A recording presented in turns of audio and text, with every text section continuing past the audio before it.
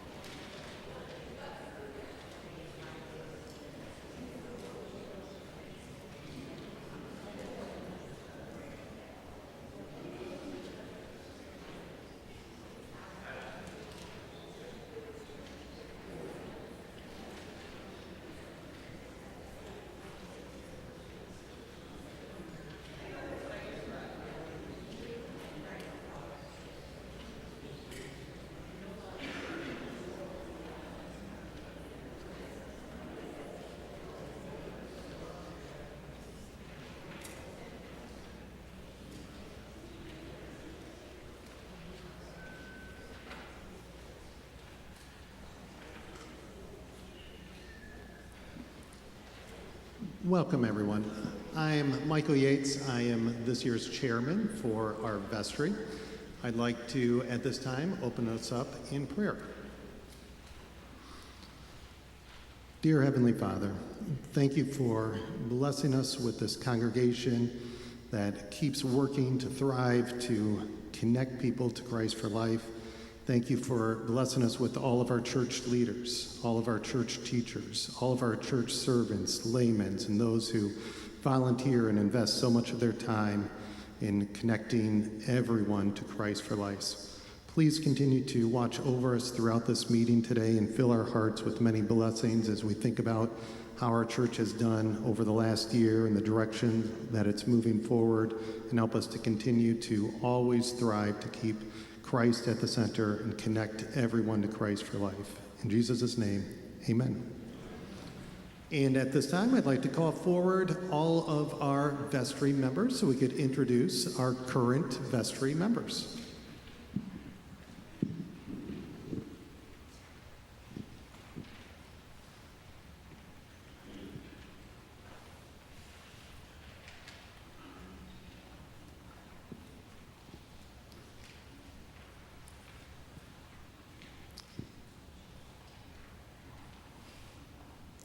And like I said, I am Michael Yates, serving this year as vestry chair.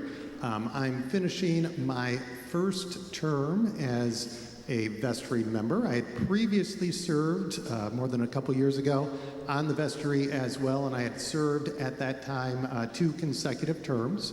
I had made the decision fairly early, about a year ago I started praying about it, of whether or not I would continue on with a second term and look for a re-election on a second term. And I had decided at that time that I would not continue moving forward in a second term. So this is where my time on the vestry ends. But I've been blessed to serve with each one of these individuals in this role on the vestry. Hi, my name is Jonathan Haig, John Haig. I've been part of the vestry for the last 3 years, and then 6 years before that. I was chairman before Michael, and I'm up for re-election this year. Also, I don't know, is Connie, are you here? Okay. I just want to acknowledge Connie. Connie has been serving for the last 6 years on the vestry. Her spot is up for election, and I personally want to say thank you to Connie for all your years of service, and we're very appreciative.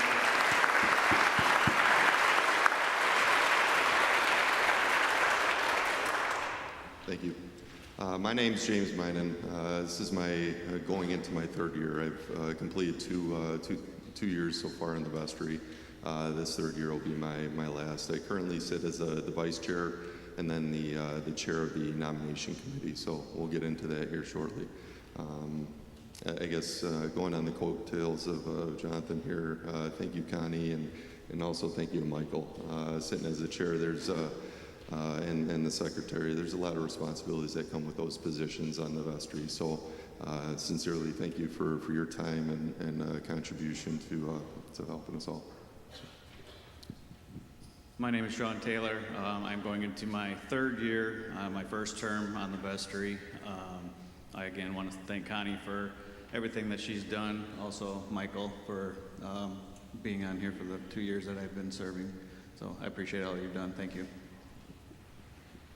My name is Heath Morrell. I was reelected just last year, so I'm entering the 2nd year of my 2nd term, so I have 2 years left. And again, just like everyone has said, thank you to Connie and Michael for your leadership. We've had some tough times going through his vestry, a lot of meetings. I was originally told it was 1 hour a month, and that has been obviously not true. So just thank you for your leadership, getting us through these tough times and getting us into the next generation here. I'm Doug Rand. Ditto what Keith just said. Basically, I'm pretty much all the same terms and whatever, and I want to thank the congregation for electing me to this position. It's been challenging in ways, but it's also been exciting, and it's been great to work with all these people. So thank you all for the opportunity.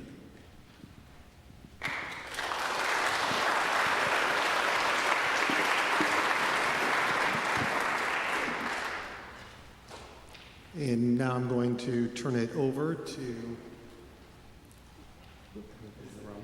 all right, so for today's agenda, we're going to start with vestry election. Then we're going to have a finance and budget update. Then we're going to find out information about the LCMS Foundation, our confirmation redesign, campus update, congregational assessment, and school update. So right now I'm going to be turning it over to James for our election.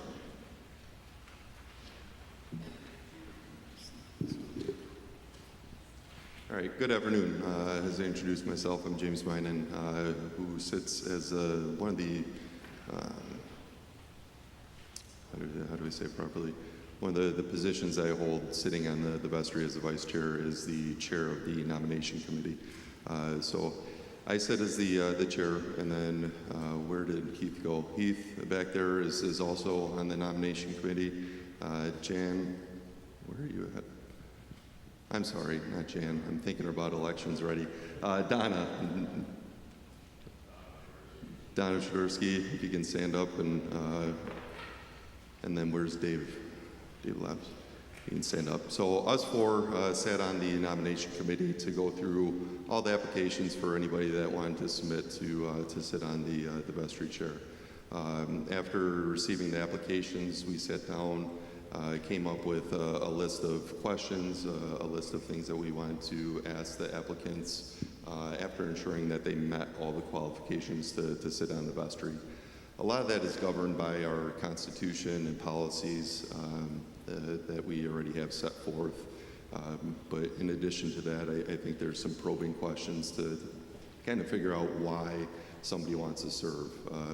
It's not a position to be taken lightly, as many of you probably understand, and there's a lot that goes in the vestry. So ensuring that they don't have any side agendas, or do they understand policy-based governance? Do they understand what the vestry actually has control of making decisions over, what they don't have decisions to control as far as the church and its ministry. So thank you to Heath, to Donna, and to Dave for their time and effort and contribution into to the nomination committee. It's definitely been appreciated and helpful. As far as the elections go today, we're going to have 5 candidates. So Jan Bramstead, Lisa Jeong, Mark Gutzler, Jonathan Haig, and Brittany Meyer. If all 5 of you can step forward to the front here, I would appreciate it.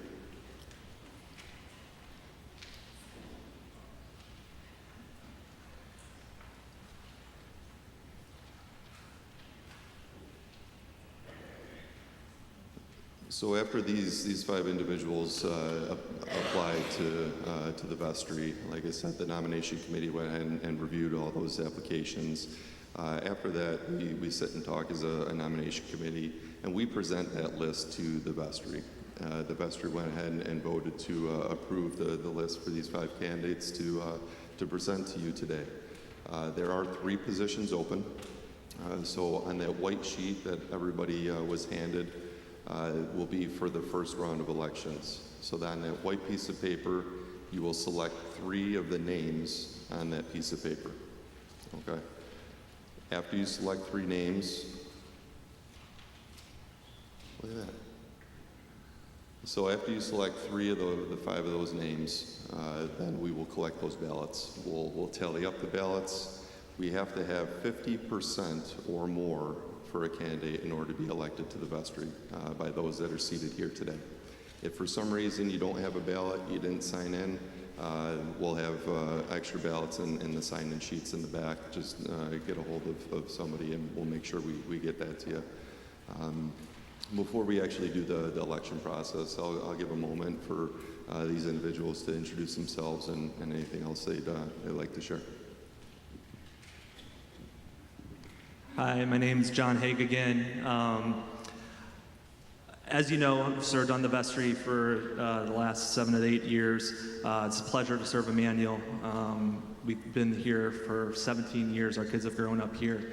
And we just look forward to serving the church in any way possible if you choose to elect me back to the vestry. And thank you so much for your prayers and this process. And you have great candidates up here, so whoever you choose will serve the congregation well. My name's Brittany Meyer. This would be my first year going into the vestry if I'm nominated. You see me around Emmanuel all the time, volunteering for things. My daughter is in 4th grade here at Emmanuel, going into 5th grade. Just looking forward to serving this church, even in more ways than I already am, and look forward to your decision. I'm Jan Bromstedt. I've been a member of this congregation for many years. After I was married into the community 50 years ago, I've taught school here. My children have gone here, and I'm hoping to move the church and the school forward in the best way that we can. Hello, I'm Lisa DeYoung. I'm a lifetime member of Emmanuel Lutheran Church, and I went to Emmanuel Lutheran School. Mrs. Bromstead was my 5th grade teacher. I love this church and school. I do not like talking in front of people, but my 3 kids are 3rd generation students at Emmanuel Lutheran School, and I just look forward to serving in any way God sees fit. I'm Mark Gutzler. I'm a former teacher here at Emmanuel, and I'm honored to be a candidate for this position. All right, thank you all. appreciate it. Especially for those that don't like to get up and talk. So thank you. I think before we start the first round of elections here, is there any questions from anybody in the congregation before we get started? Everybody understand the process and how it's going to go, at least for this first round? All right. Let's get started. I think Heath and Doug are going to go around with the collections here. So if you can, just go ahead and vote at this time and pass them in.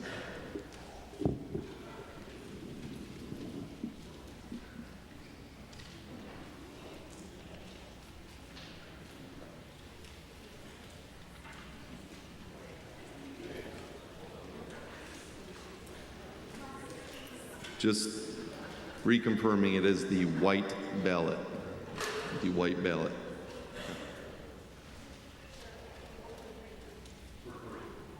So it's going to be for the three candidates that you would like to see sit on the vestry.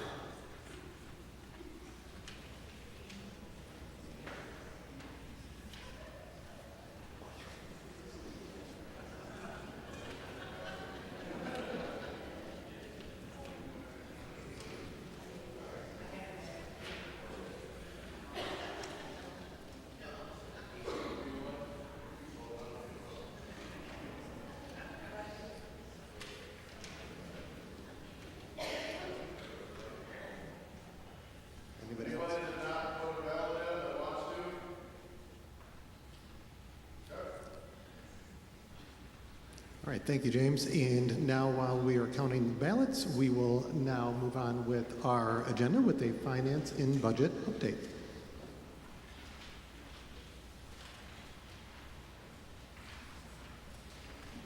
Everybody's so tall. There are two things that I want to talk to you about today. One is the financial position of the church and school as of April 30th. Some of that will be a review from what I've already published in the Connector earlier this month.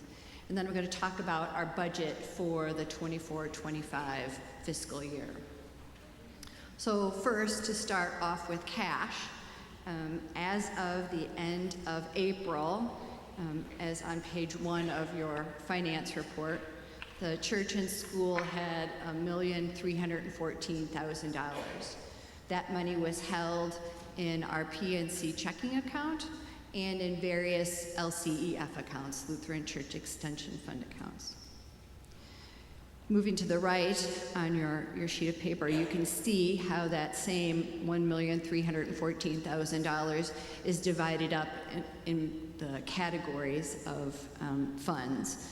If we start from the bottom, there was $1,350,000 of designated funds. That's money that's been given or set aside for a particular purpose. There's $127,000 worth of auxiliary organization funds. That's money that the church holds, but it's not really the church's money. So it's Helping Hands and Ladies Guild and the school auxiliary funds. Then there's $86,000 worth of prepaid tuition and registration fees that we've received for the school. That's next year's money. We're not counting that as this year's money, so it's a separate category. And so that top line there then, the negative $249,000, is the deficit, or how much we owe ourselves, how much we've borrowed against the funds that we have. And I'll talk a little bit more about that in a moment. So that's cash. The next topic has to do with our income, net income. If you recall, at the November meeting, we voted to, or it was approved that we were going to go from a fiscal year that ended in December to a fiscal year that ends in June, so that it's on the same rhythm as the school. And so we have this stub period that is our fiscal year, runs from January through June. And if you recall, the budget that was approved in last fall for this stub period was a $287,000 loss without any real plan on how we were going to fund that loss. As of the end of April, the budgeted loss for 4 months before depreciation is $223,000. That's just based upon the budget. But as of April 30th, our actual loss is not only, but only $61,000. And that's as a result of a combination of higher offerings this spring, as well as working really hard to control costs and say no to some things. We have restructured our computer support. I've talked in the connector about our cleaning contract and how we're saving money, taking out our own garbage. We had a mild winter, so our utility costs were less than budgeted. So we're doing better than budget, but it's not enough to make up for the difference. So now on to how much we owe ourselves. At the end of December, the end of the last fiscal year, there was a deficit, what we owed ourselves, of approximately $56,000. As I mentioned earlier, that amount has grown from $56,000 to the $249,000. I don't know what that number is going to be at the end of June. It will be a deficit, but the Operations Council has said, when discussing the deficit, that we should continue to go and review the designated funds to see if there are any amounts there that could appropriately be released to offset the deficit that has accumulated. We also, I have Sue Piskey helping me with a review of the undesignated memorials. There's money that has been given in memory of people who have received their glory, and that money, we need to connect with families to see if there's a way that we can use those funds that honors a person who passed on, honors the family, and is a benefit to the church. So Sue is helping me with that. That's the stub period as of April 30th. The fiscal budget for 24-25.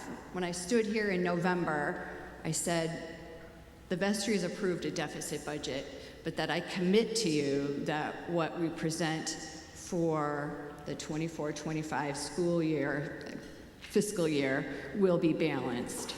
And I've talked to some of you on the side and said, yes, it's balanced. It's not without pain.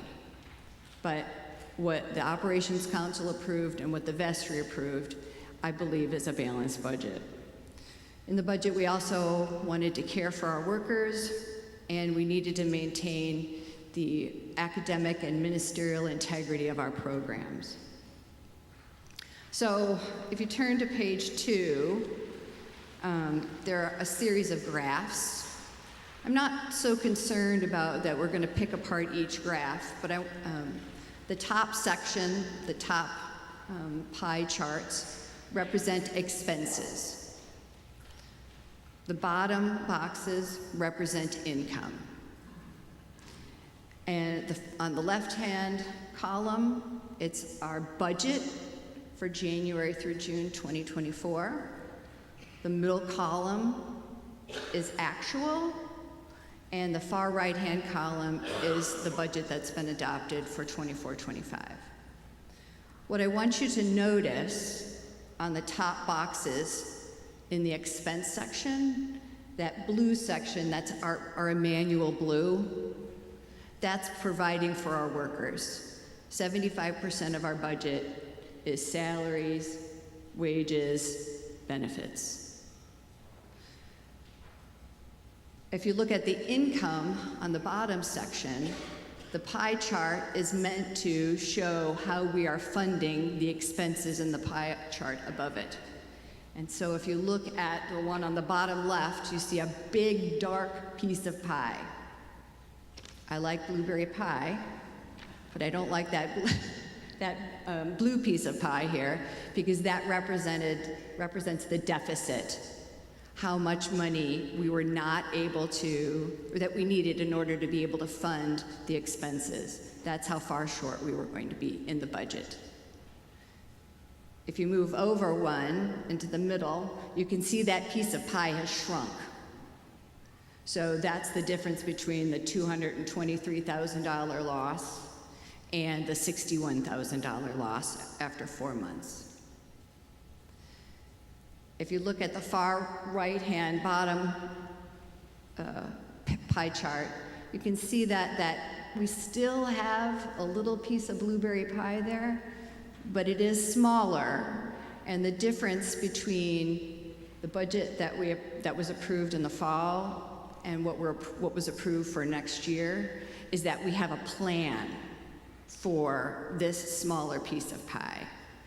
So if you look at the next page, page 3,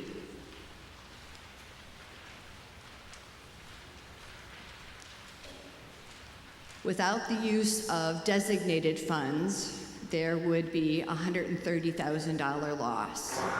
But there are designated funds that we have that will be used appropriately to help support the budget. The big one being, we have designated funds, over $470,000, that was given specifically for the use to support the tuition assistance program. So the budget contemplates that we will use $90,000 of that memorial to support the tuition assistance that will be awarded to our students in the fall. In addition, we're going to use mission and action money to help support our district and synod benevolence. There's a memorial fund that was given specifically to support staffing, and we're going to use $20,000 of that to support our family life ministries. And then the athletic program has accumulated funds selling concessions and tickets to athletic events, and that money will use $5,000 to support a stipend for the athletic director. Those amounts there total $130,000. So we will be able to bridge the gap with appropriate use of designated funds. If you look at page 4,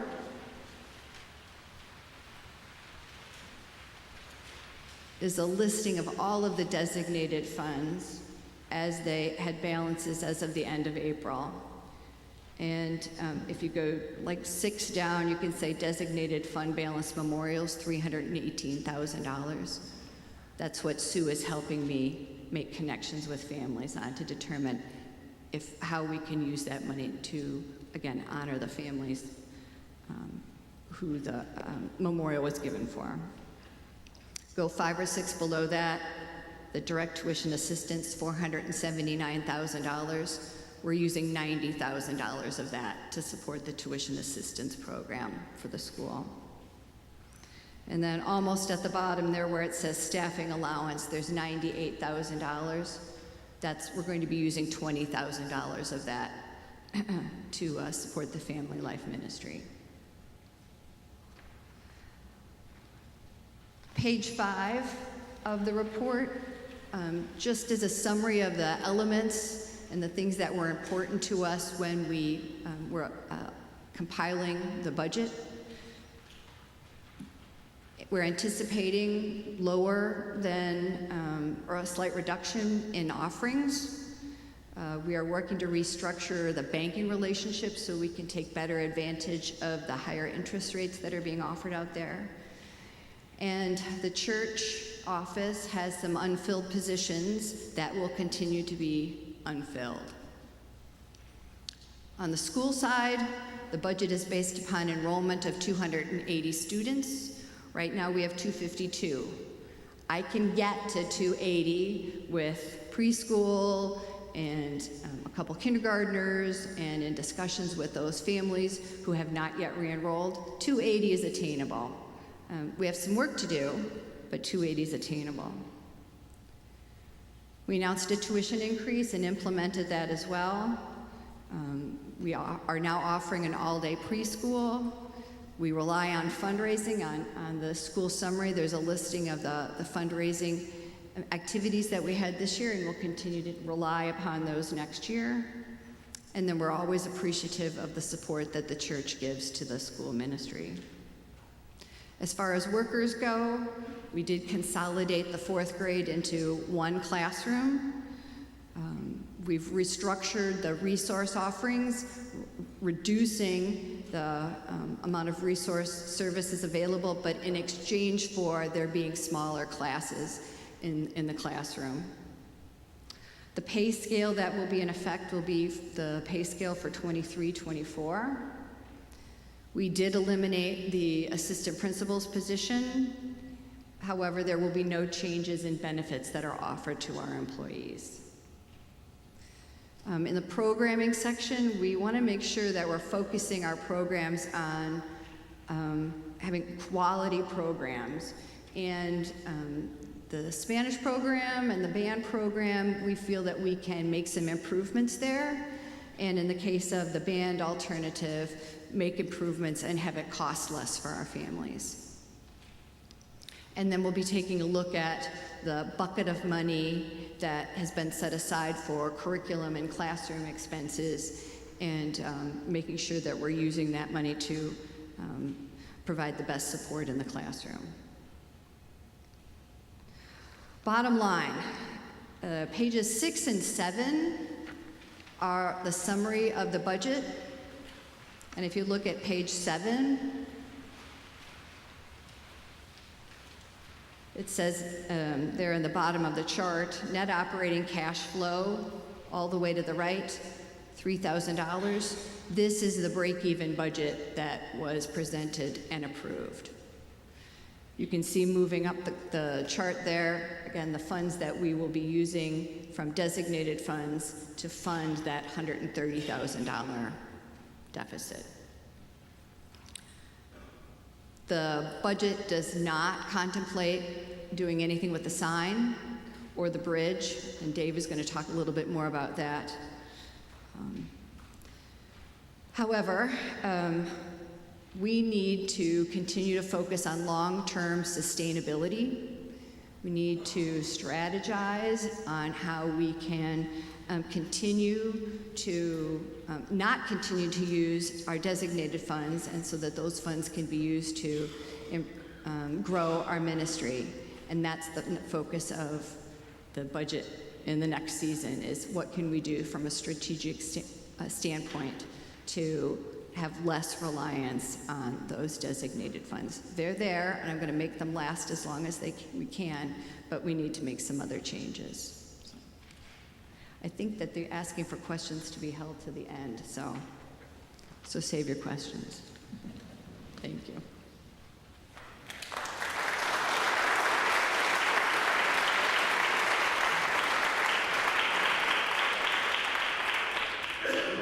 I think they are still finishing up the tallies, so we will move on in our agenda, and once they are ready to make announcements, then we will interrupt our agenda. And now we will have a report from LCMS Foundation.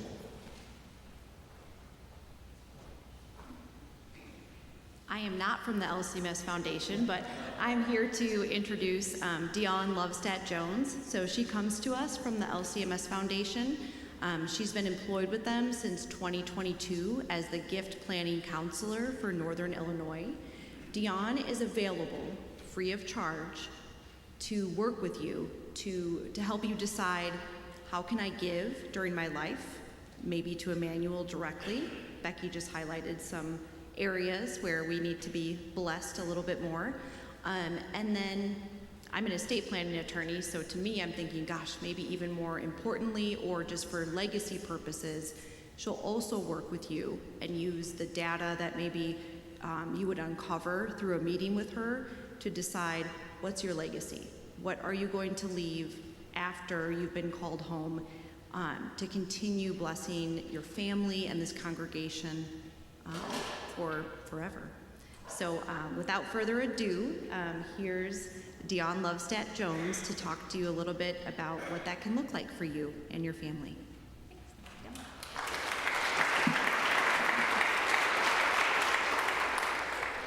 Hi, everyone. It is really good to be here in person. Dion Lovestead Jones. I live in LaPorte, Indiana, so I travel a little bit every time I come into Chicagoland, but my role is to cover all of kind of the Northern Illinois district, but more importantly, to be here with you here at Emmanuel Belvedere.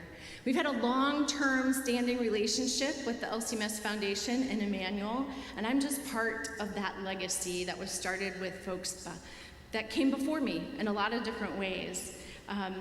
So we call it Transfer the Blessings because that's what we do. We help you transfer the blessings that you have to charities and ministries, both now and when you're called home to heaven. And it's an easy process that we go through. It's pretty painless.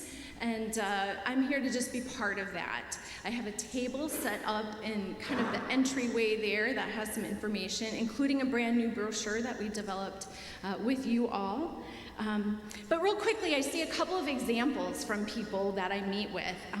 I know for most groups that I talk to, that half of the people in any given group don't have a current will.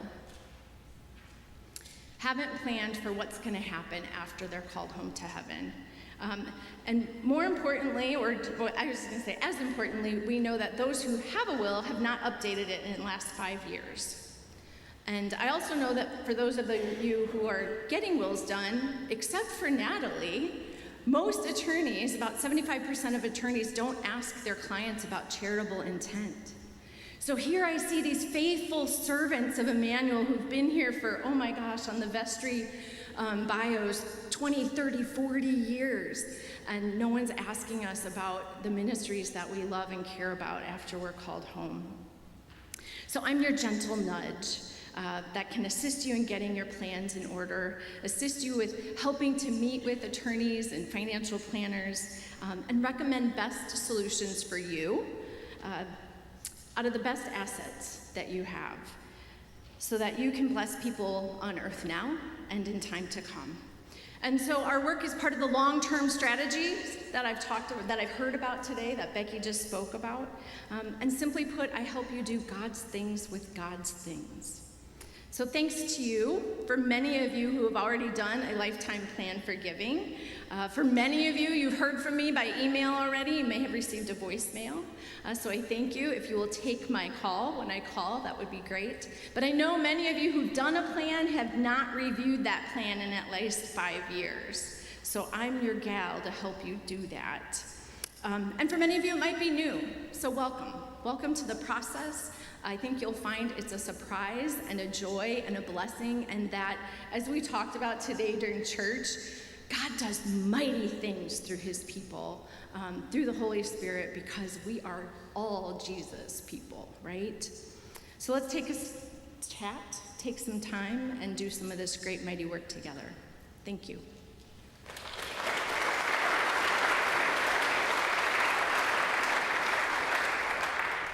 And now at this time, James will come back forward with the results of the election.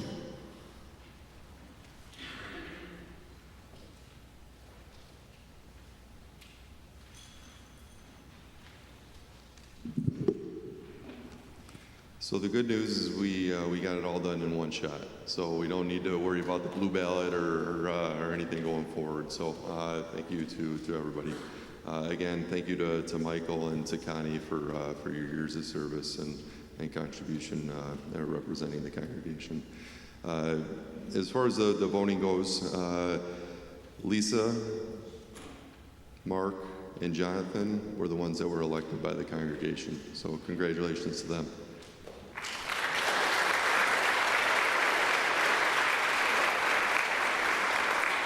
To Jan and to Brittany, thank you very much for applying and showing interest in serving the congregation here. There will be another election next year, so please, if you feel so called to fill out an application again next year, please do. Thank you to the congregation for voting. Yeah, appreciate your time.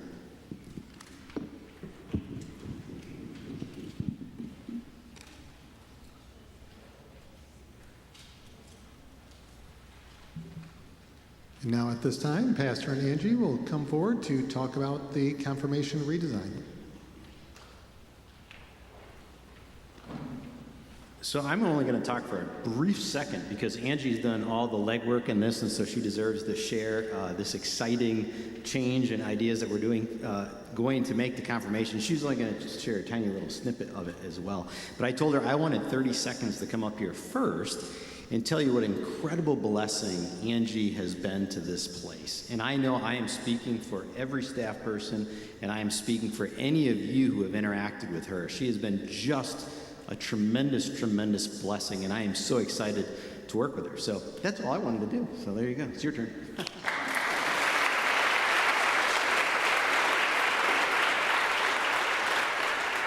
Wow, that was very kind. Thank you, Pastor. And thank you for allowing me. Sorry, I don't have much of a voice, so I will try my hardest and thankful for the microphone. But thank you for the opportunity to talk about something that is really exciting, and I am excited to share with you, and that is our confirmation.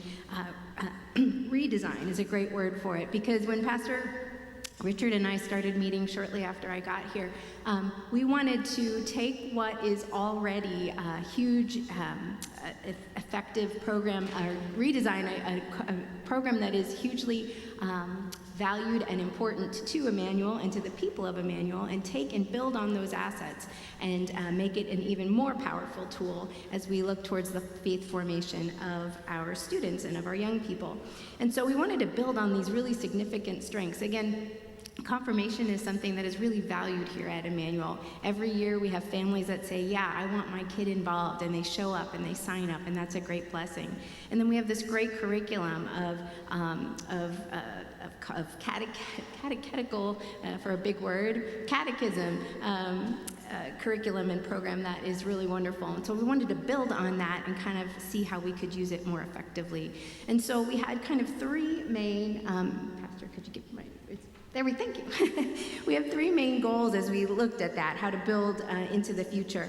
And the first one was really to intentionally engage our parents. We know that both here at Emmanuel and in the church at large, when parents are involved in the life of the church, kids and youth stay involved in the life of the church. So we wanted to involve our parents in a way that is just much more intentional. And then we wanted also to help move the perception of confirmation from like a box that gets checked off in 7th and 8th grade to more of a time of learning the discipleship rhythms and habits of what lifelong discipleship looks like, so that that carries on into the future. And then thirdly, we wanted to move from this one-size-fits-all program that everybody signs up, comes for 2 years, gets confirmed, and it's a checkbox. But we wanted to look at a program that would be more flexible with very busy schedules that we know our families have today, and the multiple demands on their time. So those were our goals. And so as we met and talked and prayed and talked some more and prayed some more and talked some more, we ended up changing and bringing in a few new elements into our program. So our new program moving forward, rather than just a student and a pastor, our new format is going to include at least one parent attending classes with their children. And rather than just our 7th and 8th graders and that very small age range, we've broadened the program to include anyone in families with any child in 6th through 10th grade who feels that now is the right time for their child to dig deeper into the fundamentals of our faith.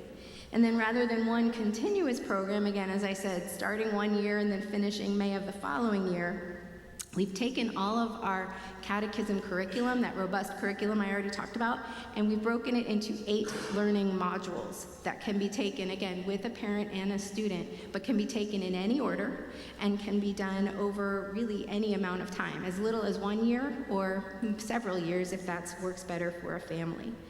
And then it will now also be possible As I said, to complete those modules in just 1 year versus 2, if a family really wants to crank it out and do those modules in a year, but they can take their time and do what works best for their family if they have a little bit of a busier schedule. They have that option to take as long as they need. And then we're going to offer each module in that flexibility framework. We're going to offer each module at least twice per year, possibly more, depending on what works best for our families. And we'll give them options for fitting that into their schedule. We're also still going to include a capstone project, which I know I've been told many times by many of you how much you really appreciate hearing those faith statements as a part of the confirmation process. And we're going to keep that, but we're also going to broaden it. So it could be a faith statement, but it could also be another way that a student can express their faith and share their life verse with the congregation. And so we'll make sure we still have that element as well.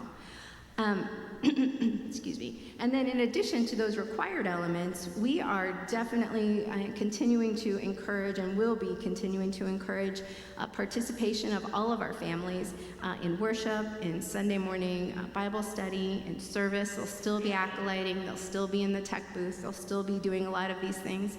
And we're still going to be involved in fellowship. So we're still going to have a retreat and a lock-in and Sunday evening youth events. And we're actually also adding in a monthly family meeting, or a family night on Wednesday nights to gather all of our families that are a part of confirmation ministry to be able to have some fun together as families and also to do a little bit of additional learning. So this past Wednesday, we met with our current first-year families. So those families who are already kind of in between, right? They finished 1 year of our current program, and we're now asking them to shift with us into the new program.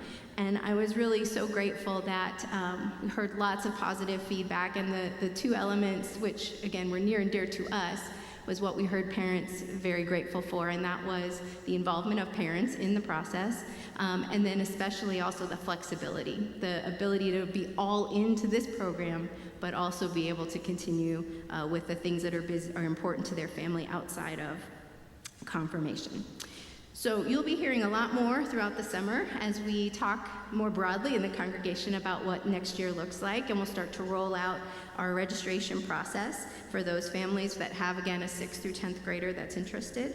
And I hope that, besides my voice not sounding very good, I hope you hear my enthusiasm because I am so grateful and excited. I think this is going to be allow us to really connect with, again, families in a new and a powerful way, and to take advantage of that really powerful tool that we have of families studying, learning, growing together. So thank you.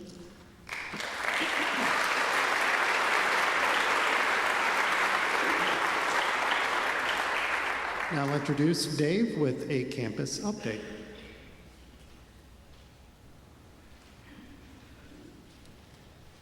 Hi, I'm Dave Grasshorn. Some of the kids call me Mr. Grasshorn, some of them call me Mr. Dave. You can call me Sexton, apparently.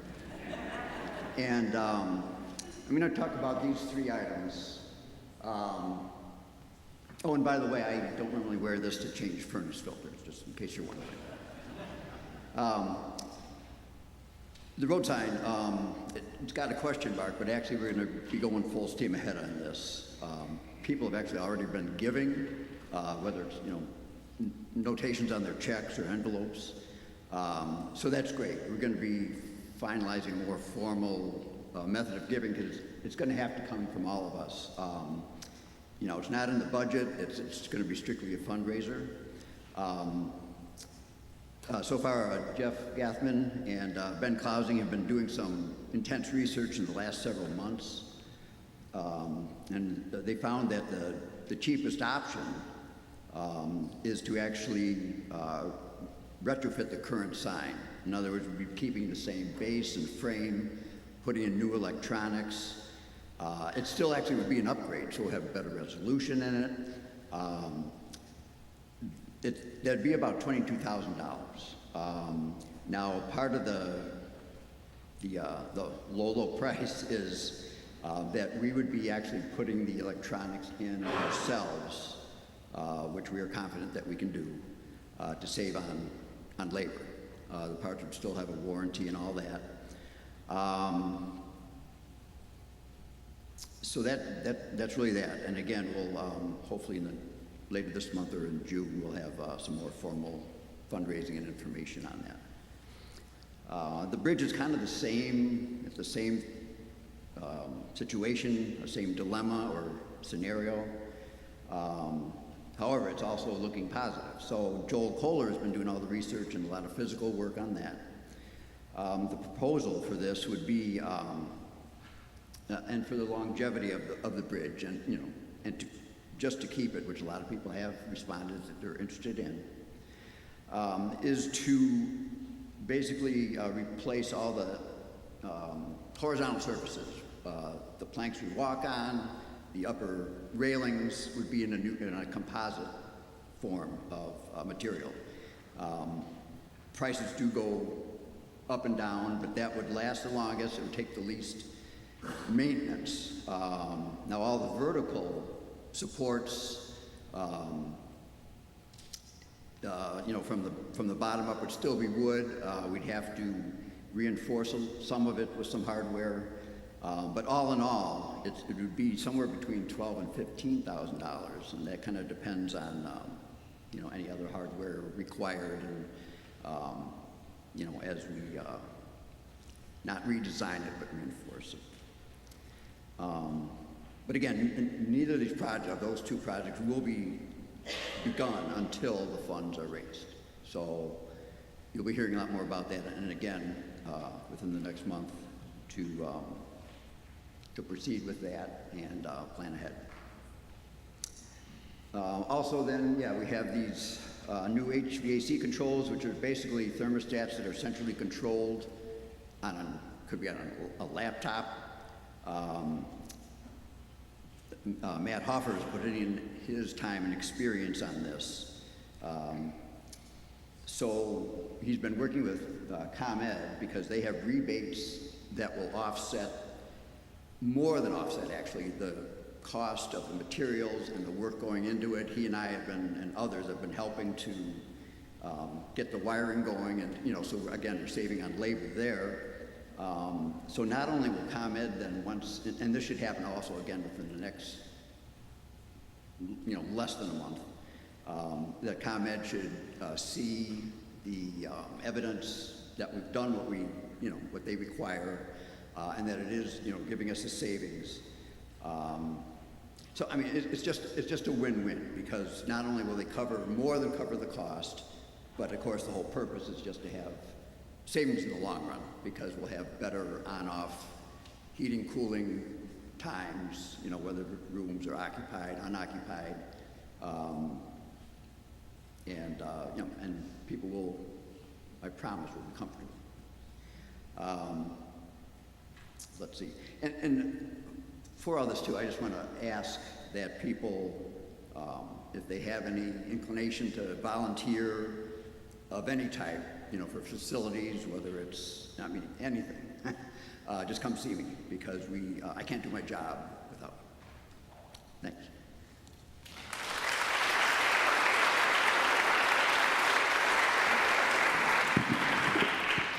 And now it's my turn to talk a little bit about the congregational assessment. Just a couple of short months ago, we sent out a survey to all of our congregational members to complete either online, or some members did choose to complete it on paper. And I just want to say thank you. We had about 200 respondents to that survey. So thank you for taking the time and effort to fill it out and share all of your thoughts, views, and feedback in that survey. We do know there were several questions on it. The first about 15 questions were sort of asking more questions about you specifically. And we thought as a vestry, it would be good to get to know the members of our congregation. What's going on in their lives? Who are the members serving here at Emmanuel? And we saw about 50% of those responding in the survey were classified according to the survey category as boomer generation, and about 25% were classified as Gen X generation on the survey. The highest level in the survey would be considered thriving, and that, isn't there one above flourishing? So flourishing, followed by growing. We had 88% categorizing as flourishing or growing. We had 71% responding that they worship 3+ times a month. And the next slide. So our highest indicator. So in the survey for the questions that were responding about specifically our church, our faith community, our leadership, there's 15 different indicators, I believe, that went with that categories. And the highest responses that we received were in the areas of Bible-centeredness, the worship experience, and faith sharing. And then out of those categories, the lowest indicators that we saw were resource stability, leadership development, and data informed. So part of our next steps that we would be taking is that sometime during the month of June, July, there is going to be a leadership meeting that's going to take place to review all of these indicators and to come up with some action steps based off of these indicators to move the congregation forward. So in the areas that we saw as the three highest, our leadership meeting that would take place could really talk about what is going well in our congregation, that we are in those three highest areas, and how can we continue being in those three highest areas. And then in those areas that were at the lowest, come up with action steps so that way we could move those forward and continue to monitor growth in those specific areas. That way, when we come back to you in the fall Congregational Assembly meeting, we could talk about what action plans were actually developed based off of the survey and based off of the summertime leadership meeting, and how well those steps are being moved forward, and continue to monitor every year how the work is actually being moved forward and we could actually grow. But once again, I want to thank all of you for taking time to complete that survey and to allow us, the vestry and the leadership, to learn about what you believe is going well at Emmanuel and about some of our challenges and where we could grow on as well. So thank you for that.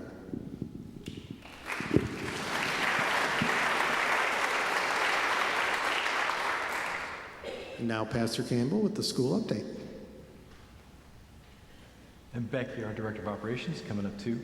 So we have a few things we want to share with you this morning, this afternoon, sorry.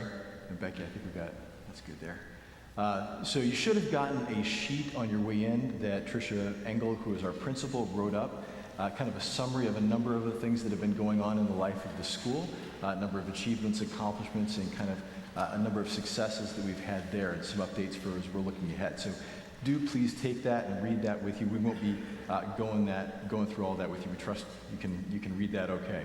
But before we do anything else, wanted to take a moment and ask God's blessing for those who are on our faculty and staff who are departing, not coming back for the fall for various reasons. So Tricia and Clayton Engel, you know, Tricia's accepted the call to serve as principal in Munster, Indiana. So she and Clayton are heading out there in the mid-June timeframe. Hope Streeter's accepted a call to teach in Frankenmuth, Michigan.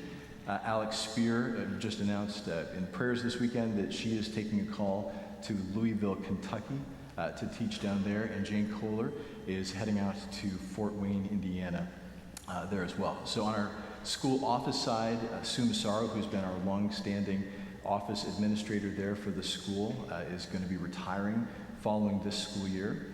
And Chelsea Whitehead, who is our kind of office assistant / utility player, is going to be leaving as well. So we wanted to, before we do anything else, ask God's blessing upon them. So please pray with me. Heavenly Father, we thank you for the willing workers that you continue to send here to Emmanuel. We thank you for the ways that you bless us and the community around us through the gifts that you have given to these people. We pray that you would bless those who are departing from us, that you would guard their journeys, that you would guide them in the ways where you'd continue to have them serving and using the gifts you've given to bless others. We ask all this, Father, in Jesus' name. Amen. So looking ahead, Becky's got some information about the fall enrollment. She talked a little bit about that. I'll let you go ahead and kind of talk about some of those points there.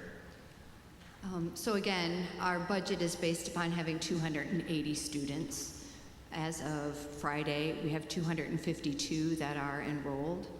We have a list of those families who have not yet re-enrolled, and Randy Rogers has started to reach out to those people and find out where they are in the decision-making process. Of a particular concern is the first grade class. We had 29 enrolled and we lost a couple, so we really need clarity on what's happening in first grade. And so, in addition, we need to get the word out to the community about our preschool program and the all-day program that we're introducing. And so those are going to be on the list of activities that are going to take us here after school ends through the summer months. So we do know, as we saw on that last slide, we have a number of folks that are leaving from Emmanuel, so we need to find some new teachers, some new staff. Search committee has been established to help us find both called workers and workers that would be available maybe in the area that are not rostered LCMS workers to help in a number of those positions that we have for the fall. So that search committee is up and running, and we'll be working diligently over not just the summer, but even in the weeks ahead. One of the positions is the school administrator, so Sue Massaro's position. Sue, if you know her, has an invaluable data set in her head. She knows a lot about how things have operated around here for a long time, and so we're looking to try to find somebody to come on and cross-train with her before she formally retires at the end of June. So that's going there.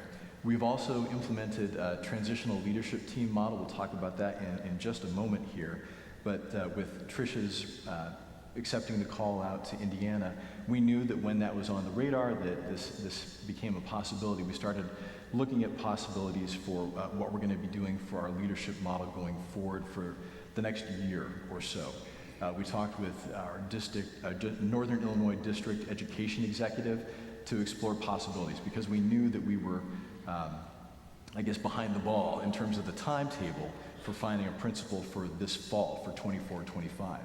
In talking with her, we also learned that there are at least 6 other LCMS congregations and schools here in Northern Illinois District alone that are seeking principals, and many of them are well along into their process too. So we asked what are options that we can explore about, how can we do things in a different way that's going to meet the needs that we have here while looking ahead for finding a principal that's going to be able to serve here for a good long while at Emmanuel. So we'll talk more about that in just a moment.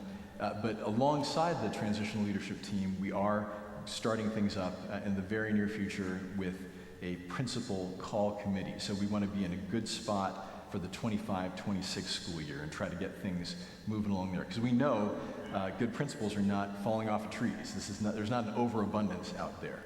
And so we're going to start this process. We're going to be getting people together to take a look at the needs, identify that first, and then figure out, okay, what can we be doing to call a candidate here to start in the 25-26 school year.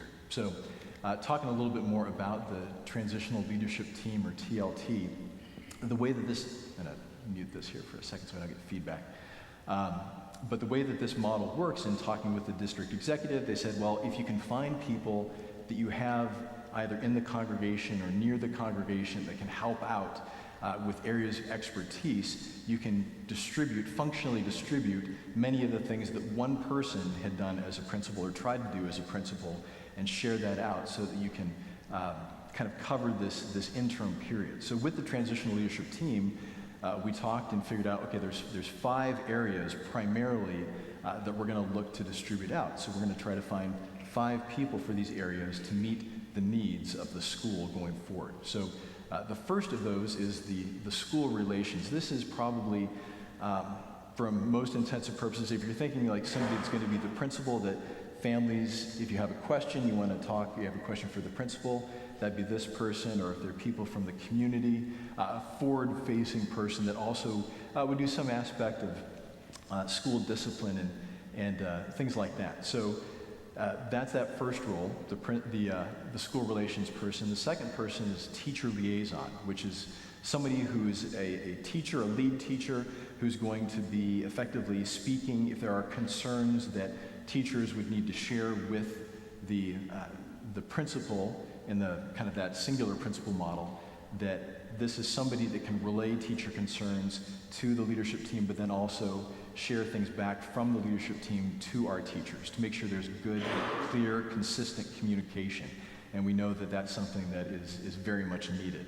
So that's that second role. The third role here, the teacher mentor, is going to be somebody who is helping our teachers do professional development plans, help build up our teachers with their skill sets, work on curriculum development, which is a very important thing as they're looking forward, doing classroom evaluations and kind of helping to get things moving along from an operational perspective there. So key role there.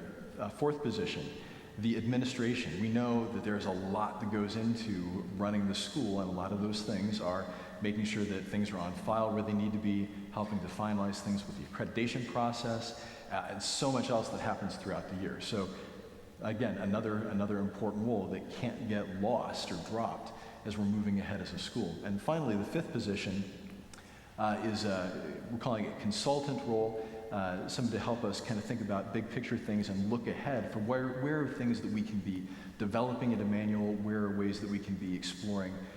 We talked about sustainability earlier, not just sustainability, but continuing to advance our program so that it is a great thing that you can't imagine not sending your kids here to Emmanuel, that this is the place where you'd want them to be from pre-K through 8th grade. So those are the roles that we have here on the TLT. So I'd like to introduce the people that we have that are going to be serving in those roles. So when I say the names, I invite you to stand up so we can kind of see you. Not everybody can be here. Case in point, Randy Rogers is going to be serving as our primary school relations person. So if you have kind of the questions you had for principals in the past, you talk to Randy. Many of you know Randy. He's done great work for us as our assistant principal, has great relational strengths that he's bringing to this role. Randy's actually away with a track meet this weekend for the school, so he wasn't able to be here for this assembly, but we're very excited about having Randy on the team. Next up, Cindy Gnavik is going to be our teacher liaison, so kind of that lead teacher helping to represent. And I didn't know if Cindy was going to be able to be here. Cindy is here. Okay, so Cindy is here. If you could stand up. So Cindy will be our teacher liaison.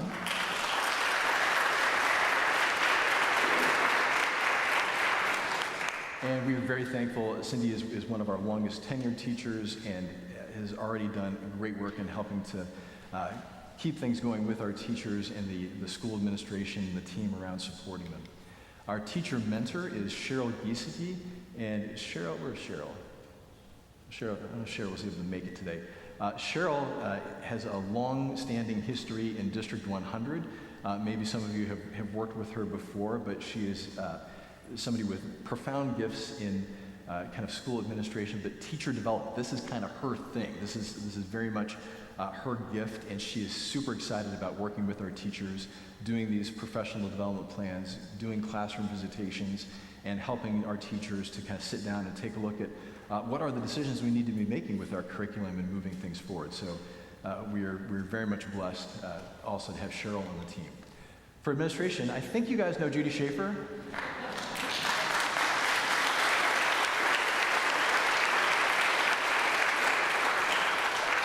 And Judy served as our principal here for 25 years, so I think she knows the admin stuff. So she's going to help us out on a part-time basis, and she's enjoying retirement, right? Yes. So we want her to continue enjoying retirement while still she'll be here helping us out from time to time and helping to make sure that things are continuing to move along, that everything is where it needs to be from that kind of back-end operational stuff. And then finally, for the consultant, the big vision role, we've got Don Gillingham, who is I saw Don earlier. There we go.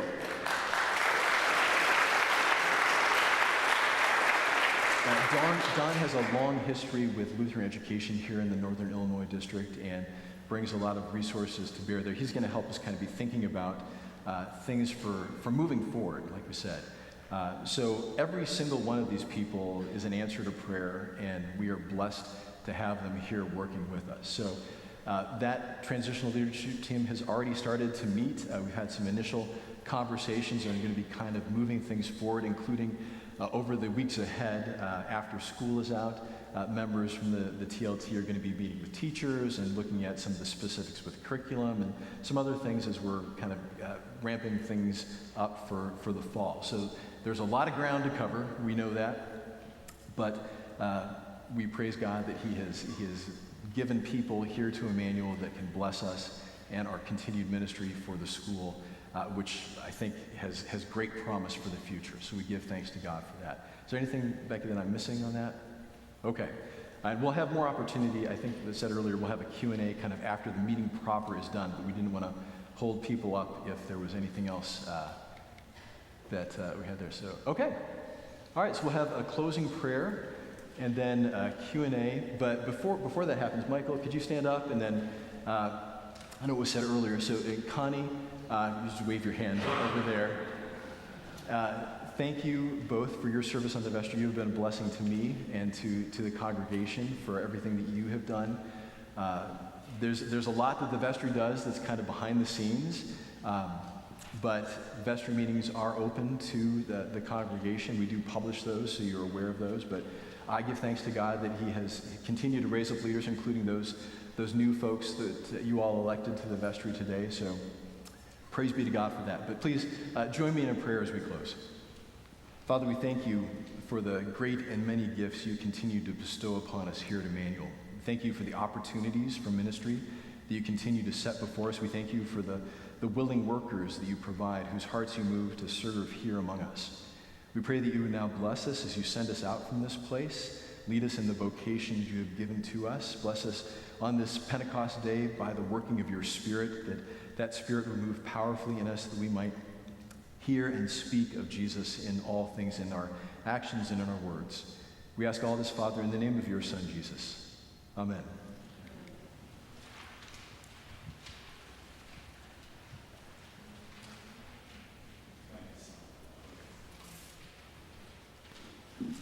So thank you, everybody, for spending this time with us this afternoon. At this time, we will adjourn the meeting. But if anybody would still like to stick around for questions and answers, we'd be happy to entertain them. Otherwise, the meeting has now ended. All right, and we'll get a second microphone to bring around.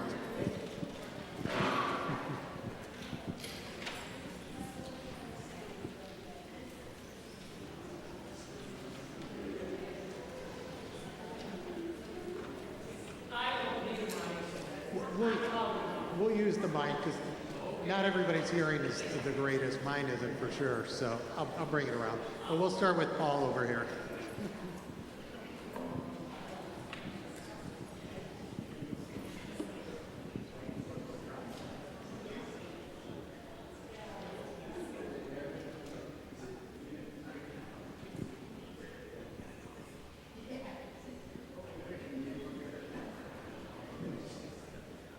Hello? Okay. I have a question about the budget, actually. Could you break out what the providing for workers category is with respect to how much of that is directly involved with the school staff versus the church staff? Sure. If you look at the columns there, there's a column for church that has subcategories for Belvedere. Page is that? This is page 6.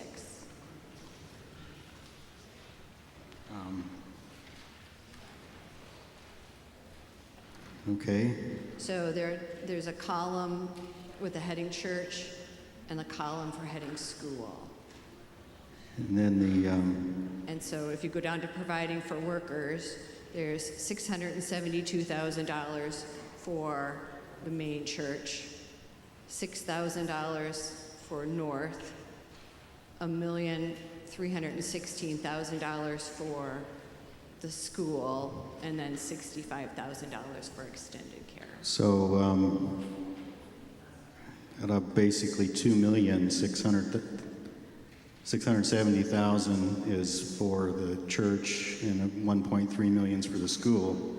My question is, or my comment is that for me that summary of expenses is somewhat confusing, because when we see 11% of our budget is for caring for school, it's actually 11% plus 2/3 of that 75%, which indicates that we're spending over half of our operating budget for the school. The school is not just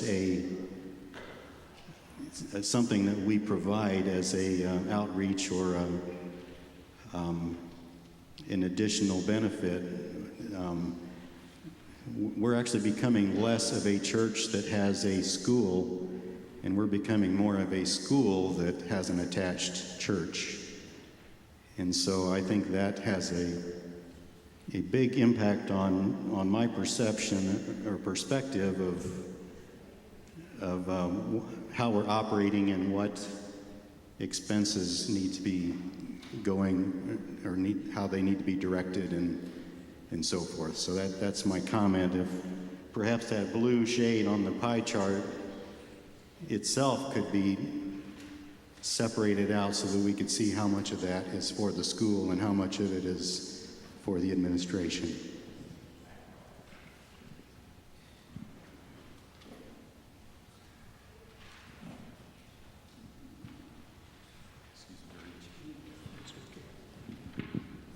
So the question is, are we spending more than 25% on any one specific ministry? Is that sort of part of your question, Paul, that it seems as though we're spending too much on one specific ministry? Well, it's not a question of too much. It's a matter of it's not a question of if we're spending too much. It's understanding what the real percentage is that we are spending for the church or for the school, because with the pie chart we look at 11%. That seems like it's in line with a lot of what people might think, or maybe even less, but when you combine 11% with 2/3 of 75%, then that means over half of all of our expenses are directly tied into running the school itself. I would just point out there that on page 6, under the school section, tuition and extended care and the small lunch program is over $1.5 million.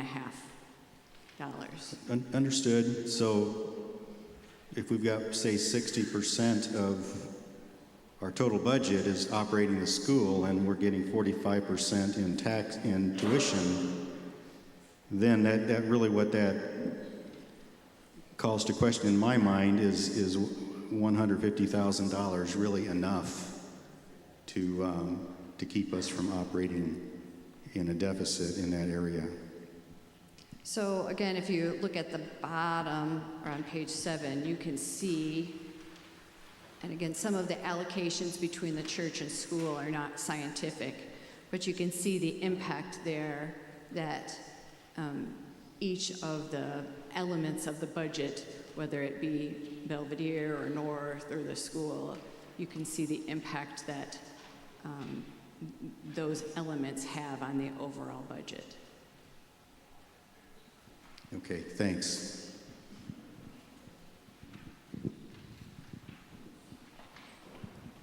Okay, thanks for taking my question. I've asked several times for a copy of the church constitution, including the school, of course. I have yet to receive it. No one can even find it. Is it available, and how can I get a copy?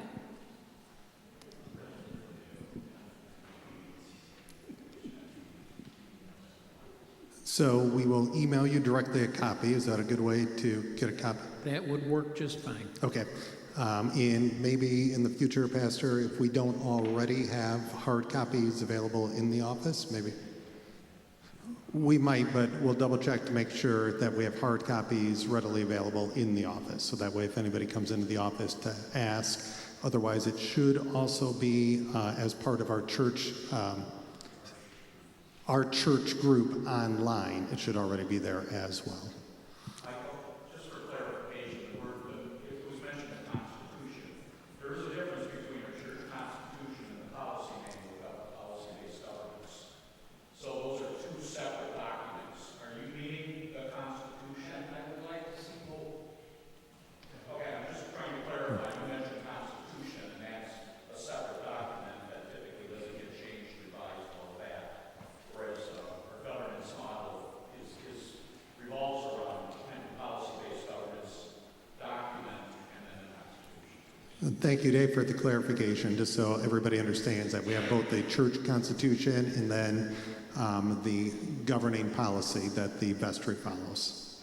Thank you. Other questions?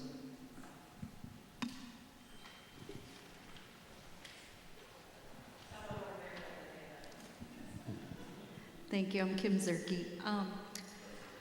I guess the survey to me was a while ago, but when I was filling it out, I'm recalling after seeing what was positive, what was negative, that it's very subjective, very hard to answer sometimes the questions, and I'm not understanding how we see that we are flourishing. I, for one, don't see people in the pews except the bare minimum. Number two, the school families are not, I am not seeing an enthusiastic desire to even give our church a try. The one time I came at Christmas, it was so heartbreaking when the kids were singing, and as soon as they were done, the families all got up and left, and it's an hour out of their day. And I don't think they even understand the respect that our Lord deserves by worshiping and staying for a whole service. So if the school is a ministry, which I believe it should be, I think we still have a lot of work to do. A lot of work, and I really would like to know how we're moving forward on that. So, thank you. With the survey, especially, I think that's why one of the very important next steps is getting that leadership team together to dig into it even deeper of exactly how you said. Just because one category might say flourishing doesn't mean that our work is done, especially for connecting people to Christ. So hearing more voices of just the vestry or just pastor, but having elders involved, having different leadership people from the church involved to ask those questions and reviewing the entirety of the survey and looking at the results and saying, well, although we may say, the survey results may say we're high in this area, well, if we're truly high in this area, what does it look like? And how could we do even better? So it doesn't mean one and done and we just say, all right, we checked that off our list, now let's move on, but how could we dig into it a little bit deeper? And part of that conversation would be exactly like you said. How do we continue to connect people to Christ for life that are in all areas of our ministry, our school ministry, and all members of our community as well. So, when we think about when we're looking at different surveys that we could possibly send out, and even thinking about, well, do we just create a survey ourselves? What's going to be the most useful tool? Part of our conversation centered around those first questions that people answered about themselves so we could get to know is, are we actually missing anybody? If we look at some of our demographics of our church, are we missing opportunities of how we could connect with more people and get them to connect to Christ? So definitely a lot more work to be done based off of the survey to come up with some good action plans moving forward. think if I can for a second, coattailing on to what Michael was talking about. Some of what was mentioned as far as the survey goes is that was, I guess, a very small, minute portion of the survey results. The more detailed specifics, the action that actually is going to go behind all the hard work that everybody took and their time that they took to put into the survey, a lot of that information is going to be disseminated after the vestry sits down and has a day that we sit down and really go through that result in detail. Some of the reasons that day has not happened, where we pour through all those survey results, is because of the election that came up today. And so some of that is we have a total of 2 new members, and then one, Jonathan Haig, who is returning.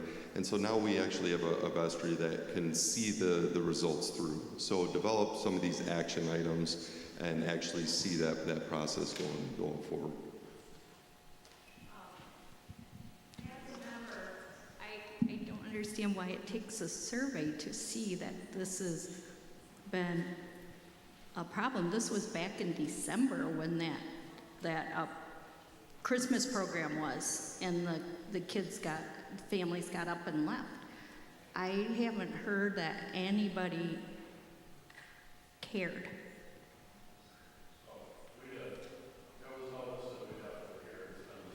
So what is being done about it? Okay, well.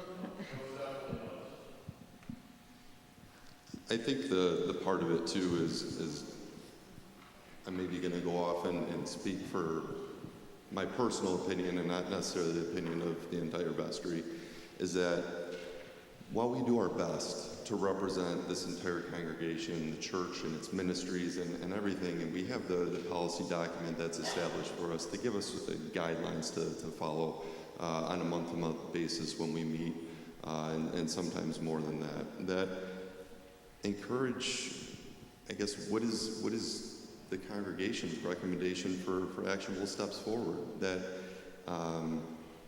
we don't always have the answers as the vestry. We might be able to see some of the same things, and very oftentimes we have the same conversations, like the one that you're proposing right now, that we have a Christmas program, and we recap a lot of different things in the vestry meeting, including but I think what we don't have is necessarily all the action that needs to take place and the time and the effort for the 7 of us that sit on the vestry to think about exactly what needs to happen to change that a little bit. So if any time anybody in the congregation has any suggestions, or they see something like that take place, like the Christmas program, and have ways to make it better, please bring it forward. I think there's nothing more than we would love for vestry and congregation is to have all of us come together, because I don't want it as a vestry to sit on our shoulders to see all of that through. Does that make sense? We're missing that key person on the church staff that has their finger on this. You know what I mean? Sue Piskey had very good finger on things. And committees were formed. You know, people got involved. But we need the leadership to, I'm not saying vestry does all the behind the scene things. Kim, if I could speak to that too, and James, you can get that. So with that, we are aware and we are looking at those things. We do have, the way I look at it is we have a whole bunch of families. That was the pre-K program. I don't look at it in a negative way. I look at it in a positive way. These are families that are not otherwise here. And these are families all who have their kids here every day. And those kids every day are getting connected with Jesus. How can we expect the world to understand, well, I need to come and worship for an hour? That's not what the world does. But they're here, they're hearing the message of the gospel. They're hearing their kids sing, they're celebrating. People that maybe would not otherwise darken the doorsteps of a church, they were here, at least for a portion of it. Their kids are here. They're spending money to send their kids here so those kids can be learning about Jesus. You disagree they're not doing that? But so, oh, I'd love them to stay for the whole service. I mean, we didn't want to lock the doors. We thought that might be a fire hazard for keeping people walking out. But we want them to be here. We want them to be here in this place, to be experiencing the gospel, for sure. And we're going to continue working on that. We have a discipleship plan that we're working through in the school. We're going to continue refining. So your concern is not unheard, and we are working towards it. I'm disappointed when people are walking out of the worship service. I get a better perspective on it than you guys do. So it's a concern, and we are working. Well, that might in fact affect morale a little bit. It's like, oh, at least they didn't leave right after the sermon. I'm just kidding. But yes, we are working on that. So, Randy's here. So Randy, we introduced Randy earlier, but he's back from the track meet.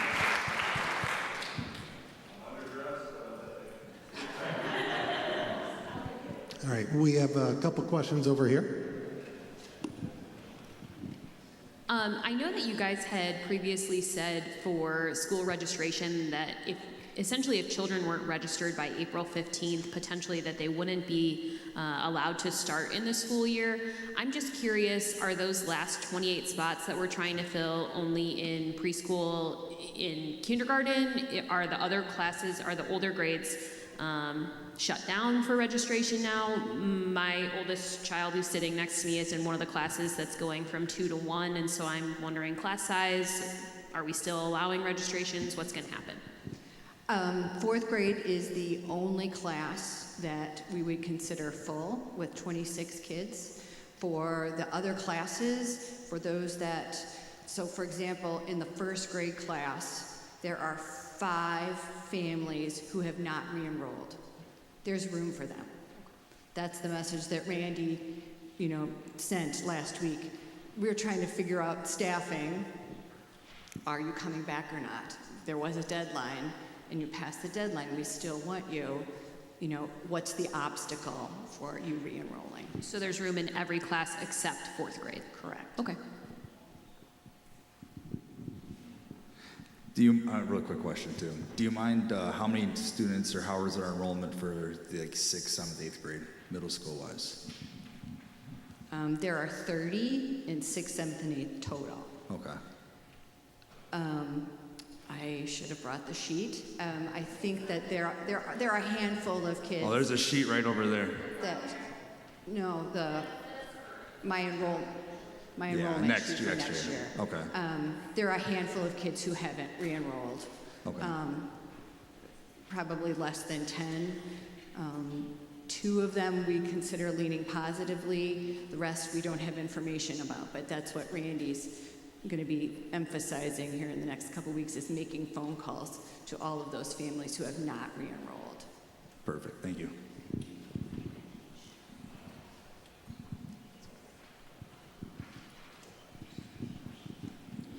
I just wanted to touch on Paul's questions or comments. Maybe it kind of addressed it to you. Or do you feel there's more of the financial part is a little bit too broad, too general, that you'd like to have it fine-tuned a little bit to address it better by maybe having salaries put in there so you knew a little bit better, more in detail? Does that sound like a fair question, Paul?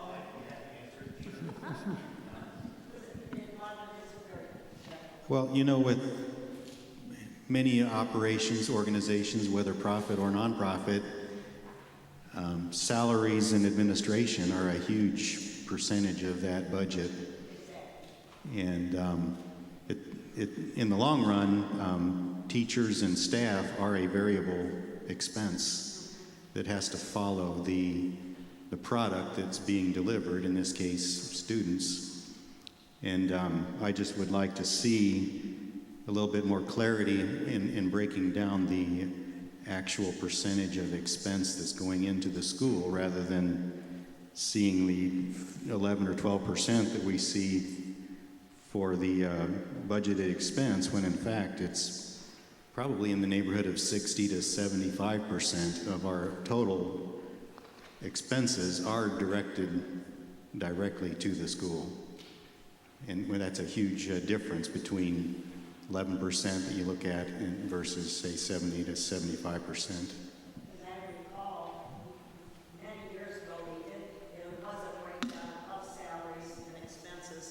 As opposed to percentages, and we knew where the monies were going. So I just wanted to address that, Paul. Great comment and question. I can provide you with the detail behind this. Okay. If you give me your name, email address, I will forward you the detailed budget that supports this summary here. Paul would probably appreciate that as well.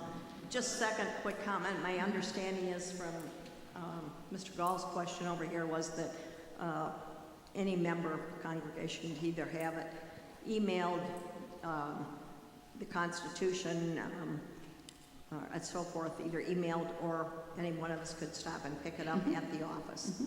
Okay, thank you. Yeah. Answers my questions. Thank you, Paul. Question in the back, James.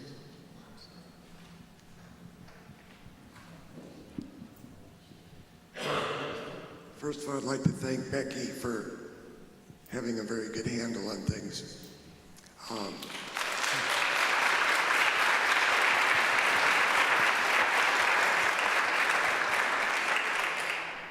And, excuse my voice, I've got some vocal cord damage, but I've heard a lot about church and school, and trying to get this phrased right. You know, outreach and ministry and those things are sort of undefinable by numbers sometimes. I looked at our budget and there was $177,000 for evangelism and outreach, which is good. But I remember back when I was on boards, we also had giving to Northern Illinois District. So part of the church's job is outreach, and it can be said that some of that can be school. But how is that $177,000 being spent for evangelism and outreach? Just in general. 150 of it is going to the school. The remainder is the benevolence that we pay to the district and the synod. Thank you. Other questions?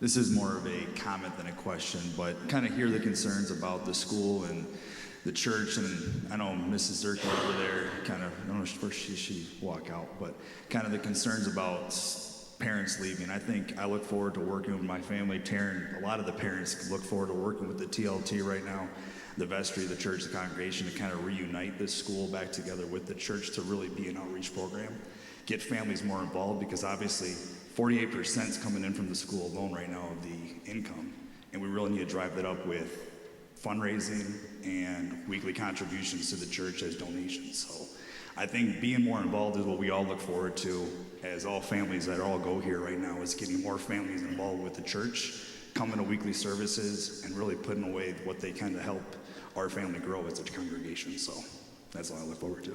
Thank you. Oh, question right over here. Just one quick question. Off in left field here. What is, where is the standing on comfort dogs at this point in time? Haven't heard about it for eons, and I know we've got a lot on our plate, but Sure, just, we're actively moving that forward, so Sue Piskey is continuing to move that ball. We were hoping to have some concrete information to be able to share at this meeting, but we don't yet, so rather than being premature, we're going to wait until we have everything kind of all lined up. For a long time, you might be aware, we'd been asking for a primary caregiver household. That was the only thing that was holding us back, and we did not have a candidate step up that was acceptable to Lutheran Church Charities. So we do, I believe, have that lined up now. So we're hoping that we'll have information with specific timetables to be able to share maybe over the summer. But they're not written off. Oh, no. No, Oh, everything's- we've been working on that since we lost the last dogs, yeah. And everything's in place, right, Pastor? It's just a matter of that last step of finding the right approved family, sort of. Yeah, so timing of dogs and queue and all that kind of stuff, but definitely not a part of our ministry that has been forgotten about at all, getting all the steps in care of. Thank you for asking. Other questions?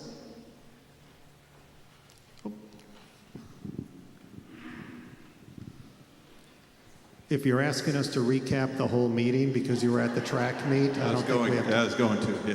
I just want to make a comment. We have amazing parents, amazing students here. We're going to bring them all together. We got to go forward positively. I really want the church involved too. I was just talking with some families that can't afford it. But I'd love to have a sponsorship program coming from church, from the people who have been through it before. And if you're interested, let me know, because our financial aid doesn't help everybody, and it's probably not enough for a couple families. But I can introduce you to families. We can have dinner together or something. You'll be able to be a sponsor for some of them. Because there's one family that I talked to this week that there were two phenomenal kids. They're saying they can't afford both kids, and they're thinking of taking one somewhere else. But stories like that, I'd love to share with anybody who's interested in possibly sponsoring. I want to bring the church and the school together along with our parents. That's my goal. Okay. Thank you.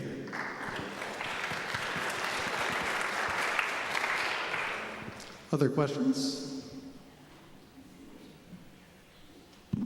Seeing none, we will consider the meeting adjourned. Thank you, everyone, for being here today.